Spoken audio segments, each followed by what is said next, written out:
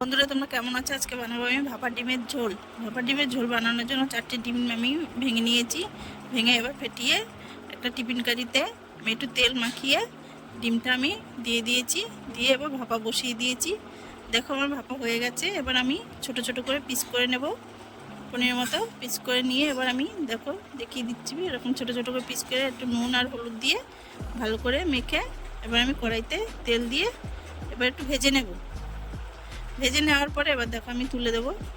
এবার আমি এই কড়াইতে আমি কটা আলু জিরা ফোড়ন দিয়ে তারপরে পেঁয়াজটা আমি একটু লাল লাল করে ভেজে নিয়েছি। এবার আমি টমেটোগুলো দিয়ে দেবো। টমেটোগুলো ভাজা ভাজা করে চেরা কাঁচা লঙ্কা আমি দিয়ে দেবো। দিয়ে ভালো করে নেড়ে চেড়ে তারপরে আমি দিয়ে দেবো আদা কুচি। আদা কুচিটা দিয়ে ভালো করে নাড়বো। নেড়ে তারপরে দিয়ে দেবো ক্যাপসিকামটা দিয়ে দেবো।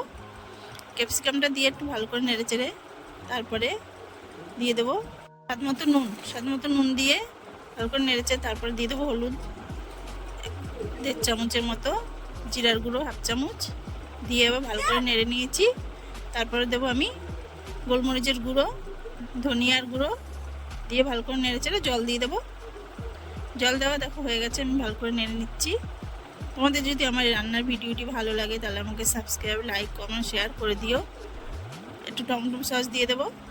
দিয়ে তারপর ভালো করে নেড়েছে জল দিয়ে দেবো। এবার জল দিয়ে দেবো কাসুরি মেথিটা। কাসুরি মেথি দেওয়ার পরে একটু ভালো করে নেড়ে নেব।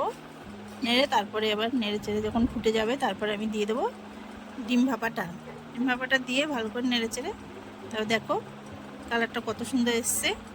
এবার আমি নেড়ে চেড়ে দেখো দেখিয়ে দিচ্ছি। আমার রান্নাটি এবার হয়ে গেছে। গরম মশলা দিয়ে ধনেপাতা দিয়ে এবার আমি নেড়ে এবার উঠিয়ে নেব। দেখা হবে পরের ভিডিওতে। টাটা।